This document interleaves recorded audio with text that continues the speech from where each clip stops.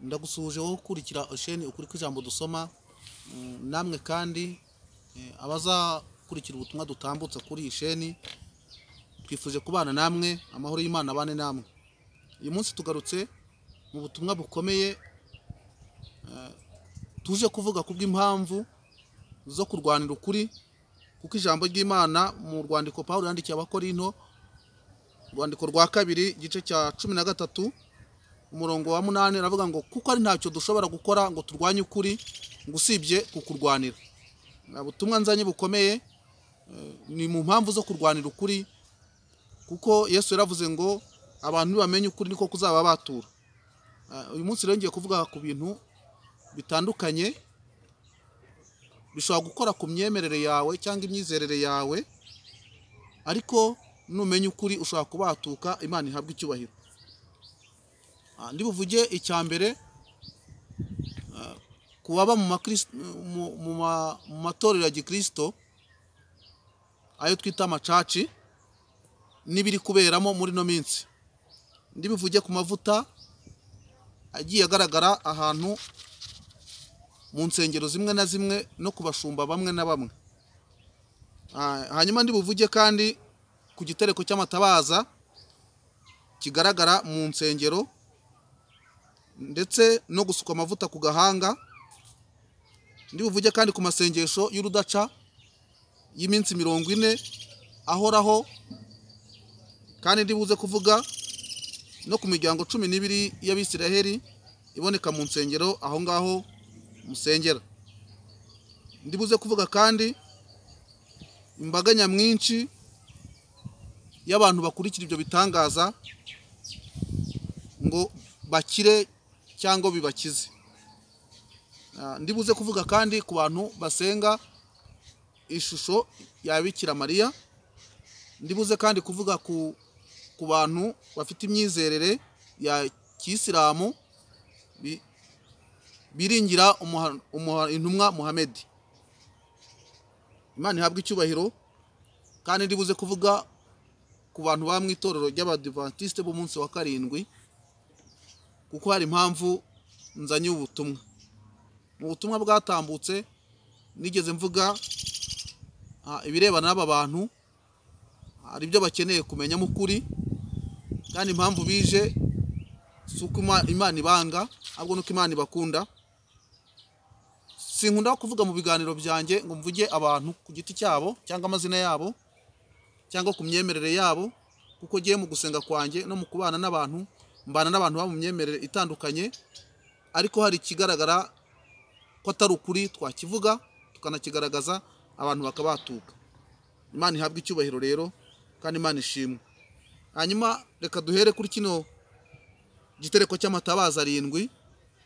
Iyo urebye usanga abantu baragiye bakurura imyizerere ya kera yo mu isezerano rya kera, ntibamenye ko isezerano rya kera ryari igicucu cy'ibizaza, kandi isezerano rya kera risohora muri Yesu Kristo ari we byose bisohoreramo.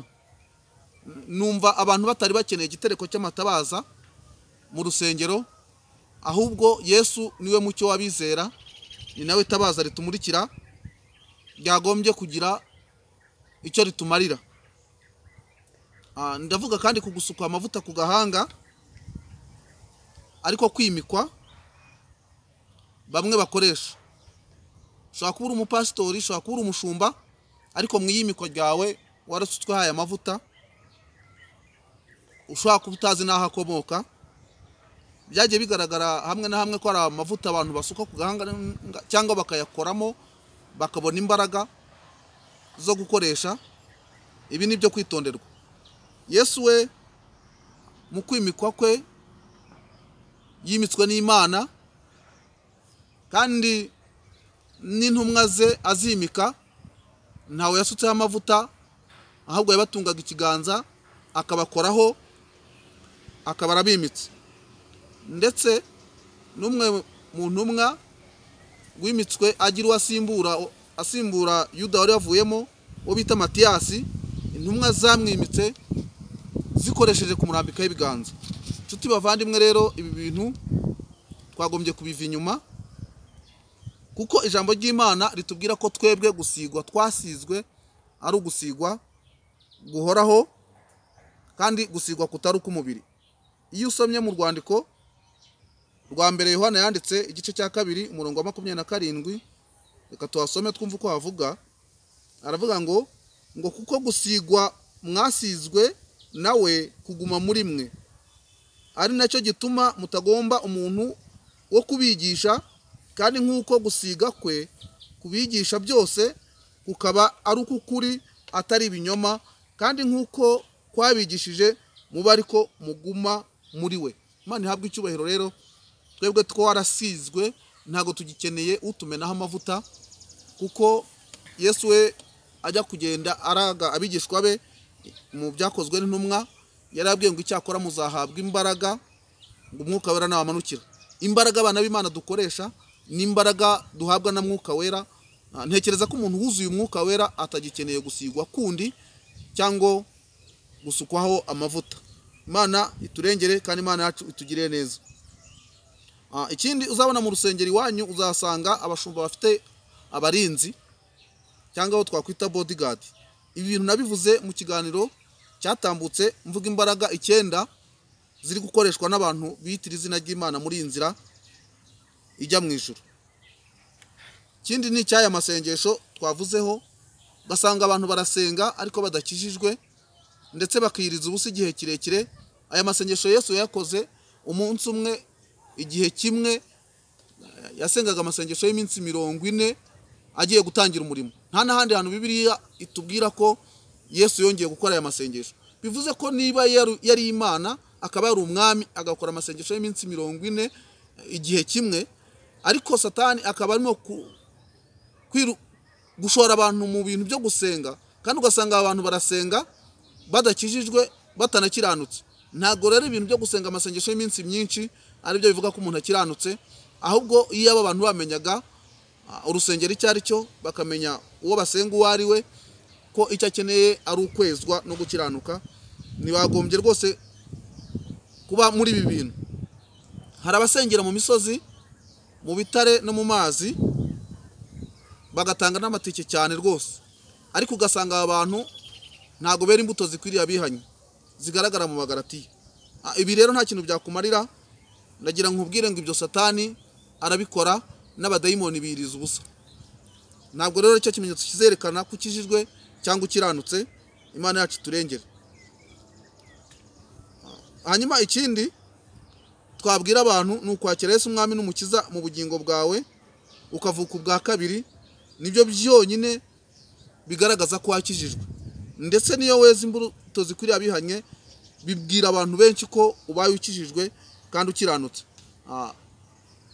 Kuri aba bantu basengera mu macaca atandukanye, yaba mu gihugu cy'u Rwanda no mu bindi bihugu, izi nimbuzi zibagezeho kugira ngo mushishoze kandi mwongere gutekereza kabiri, mumenye icyo gukora kugira ngo umwami wacu ataba yabashyiraho urubanza mu byo murimo. Kuko ikijyanye n'agakiza cyangwa n'imisengere Satani yakivanzemo mu kugira ngo ajijishe abantu, abereke ko bari mu nzira nyamara nta nzira barimo. Imana yacu turengere kandi Imana yacu tugirire neza. Hanyuma ikindi tugiye kuvuga kubaba ku itorero ry'Abadiventiste mu munsi wa 7. Uzasanga abantu babamo bagira inyigisho nyinshi ariko zishingiye mu isezerano rya kera, ndetse zikibanda ku isabato n'amategeko. Bagasoma ibitabo byinshi by'ubuhanuzi bitari na Bibiliya, kandi bakiringira umuhanuzi Ellen White. Ndaburira abantu, ntago nshatse kuvuga kuri imyizerere yawe, gusa icyo nshaka kubwira nuko kwiringira ibi ngibi nta kintu byakugezaho, nta nicyo byakumarira. Igikenewe ni ukwakira Yesu umwami n'umukiza mu bugingo bwawe, ukavuka ubwa kabiri kandi ukaba icyaremwe gishya. Imana ishimwe. Kuko impamvu mbivuze, nabonye abantu bagiye baba muri izi nzira bakiringira bino bintu, kenshi na kenshi biringira amategeko, kandi biri tubwira ko abiringira imirimo itegetswe n'amategeko ari ibivume. Sinibaza impamvu haboneka umucunguzi wo gucungura abantu, akabacungura imirimo y'amategeko, agakuraho iby'ibitambo n'abatambyi, akaba igitambo kimwe n'umutambyi mukuru, abantu ntibamwizere ahubwo bakiringira ibindi. Imana ihabwa icyubahiro rero, kandi Imana ishimwe ko n'aya makuru tuyamenye. Isezerano rero rya kera ni isezerano ry'inyuguti, kandi inyuguti ziricisha. Hanyuma isezerano rishya ni isezerano ry'umwuka kandi ry'ubugingo, kandi ritanga ubugingo buhoraho. Ibyo rero tubisanga mu rwandiko Pawulo yandikira Abaroma igice cya 10 umurongo wa 4 kugeza ku wa 5. Umwuka wera atanga ubugingo rero. Iyo usomye mu rwandiko rwa 2 rw'Abanyakorinti igice cya 3 umurongo wa 6, icyo dukeneye ni ukwakira ubugingo. Imana yacu turengere, kandi Imana yacu itugirire neza. Isezerano rya mbere rero ryakuweho kubera intege nke n'umumaro muke. Ni nayo mpamvu tudagomba kwiringira cyangwa no kugendera ku mabwiriza n'amategeko bigaragaramo, kuko ibyanditswe byera byose byahumetswe n'Imana kandi bigira umumaro wo kwigisha umuntu no kumutunganya. Hari amagambo abereyeho kugira ngo atwigishe tumenye amategeko n'amateka n'iby'igihe cya kera. Iyo usomye rero mu Baheburayo igice cya 7 umurongo wa 18 kugeza ku wa 19, twanahasoma kugira ngo twumve icyo hashatse kuvuga kuri aya mategeko.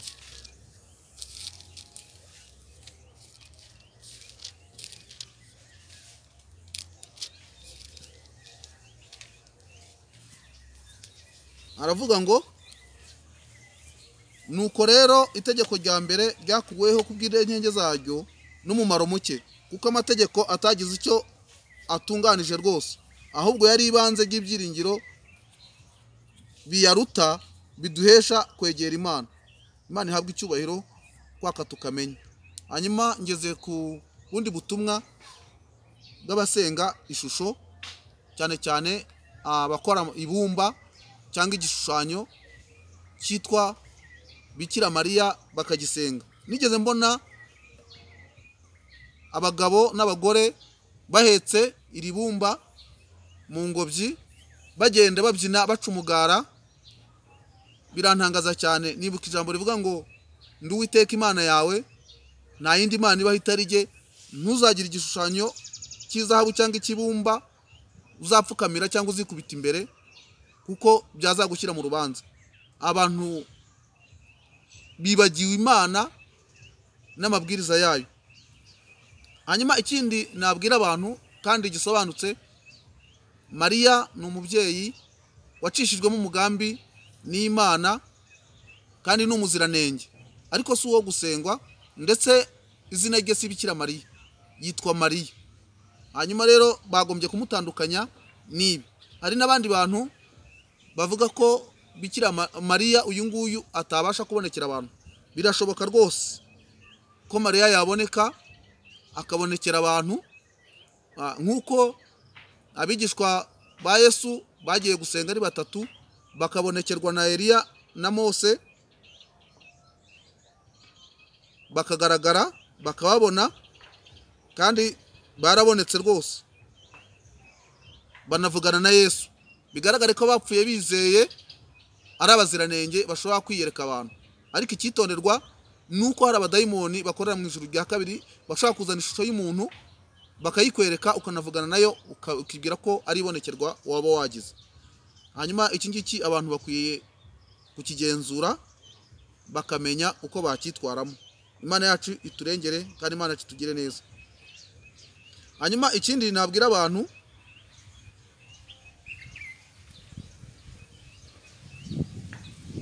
nuko Bikira Mariya atari uwo gusengwa nk'uko nabibabwiye, ahubwo twe tumwemera nk'umuntu wabyaye umukiza kandi ari umuziranenge. Kandi abahanuzi benshi arimo na ba Danieli, marayika yagiye abiyereka, cyangwa na ba Yesu bagashaka kumupfukamira, akamubwira ngo ntumpfukamire kuko ndi imbata. Hanyuma rero abera bisumba byose bagiye mu ijuru, nabo ni imbata, ni abantu nkatwe, ntago tugomba kubasenga. Imana yacu turengera. Ikindi nabwira abantu, iyo usomye mu byakozwe n'intumwa igice cya 4 umurongo wa 12, havuga ngo kuko ari nta rindi zina duherwa gukirizwamo haba mu isi cyangwa mu ijuru usibye izina rya Yesu. iri zina niryo ryonyine tukirizwamo, niryo ryonyine tugomba gusaba Imana kandi tukabisaba muri iri zina, kuko Yesu yaravuze ngo icyo nimugira icyo musaba data cyose mu izina ryanjye muzagihabwa. Imana ihabwe icyubahiro rero. Hanyuma tugeze ku yindi myemerere cyangwa indi myizerere ushobora kuba urimo, ni imyizerere ya Kisilamu. Uzasanga rero ababa muri iyi myizerere hari ibintu bizera cyangwa bemera, ariko naje kuvuga murikiwe cyangwa nsobanuriwe n'Umwuka Wera ko atari ukuri. Hari ikintu bita kwezwa k'umubiri kwabo, bo bakabyitiranya no kwezwa k'ubugingo. Usanga bakaraba mu ntoki, bagakaraba ibirenge, bagakaraba mu kanwa, bakoga mu matwi, ibyo bakabyita kwezwa. Usanga kandi bakora amasengesho buri munsi, bagasenga 5 ku munsi. Ibi ntago bivuga ko bakijijwe, kuko Yesu yaravuze ngo ni ngenzira n'ukuri n'ubugingo, ntawe ujya kwa Data namujyanye. Usanga mu kwizera kwabo batizera ko Yesu ari umwami n'umukiza kandi ari umwana w'Imana, bakamwita ko ari intumwa yaje isimbura Muhammad. Hanyuma bakavuga ko igihe cye cyarangiye, bakavuga ko atapfuye cyangwa atazutse. Ariko jewe ndimo ndahamya ko Yesu yapfuye akazuka, kandi nta muntu wabihamya atabibwirijwe n'Umwuka. Imana aba bantu ibagiriye neza, iyabamurikira bakamenya ukuri bakabatuka. Iyo aba bamenya ukuri rero baba batuka, ntibiringira amategeko ya Musa, kuko iyo ntumwa Muhammad ajya gupfa yaravuze ngo sindi icyatwa sindi n'icyamamare, niba mubishoboye muzakurikire Isa mwene Mariya. Bivuze ko nawe yabonaga ko Yesu amurusha ubushobozi akanabihamya. Hanyuma abadayimoni nabo bahamya ko Yesu ari umwana w'Imana, na Yesu ubwe yarabihamije. N'Imana yahamije ko Yesu ari umwana wayo ikunda. Sinibaza impamvu abantu bafite imyizerere kutahamya ko Yesu ari umwami. Gusa Imana ibamurikire nabo bamenye ukuri. Iyo usomye muri Yohana igice cya 14 umurongo wa 6, avuga ko Yesu ari we nzira n'ukuri n'ubugingo. Wasoma mu rwandiko rwa mbere rwa Yohana igice cya 5 umurongo wa 12, hatubwira ko udafite uwo mwana nawe nta bugingo afite. Nkaba ndi gukangurira abantu rero kugira ngo bashake ubugingo, Imana ibagirire neza. Mvuze aya magambo kubw'ishyaka ry'umurimo, nanzu ubutumwa kubw'ishyaka ry'umurimo kugira ngo abantu bamenye ukuri wabatuke, Imana ihabwe icyubahiro. Hanyuma rero ngewe mu kwizera kwanjye cyangwa mu myemerere yanjye, numva ngomba kurushaho kweza urusengero rw'Imana ari wo mubiri wanjye, no gutunganya iby'umutima wanjye ari bwo bugingo, kugira ngo nezwe nzabona Imana. Kandi mu muhamagaro dufite umuhamagaro mwiza wo kuburira abantu kugira ngo bamenye ukuri wabatuke.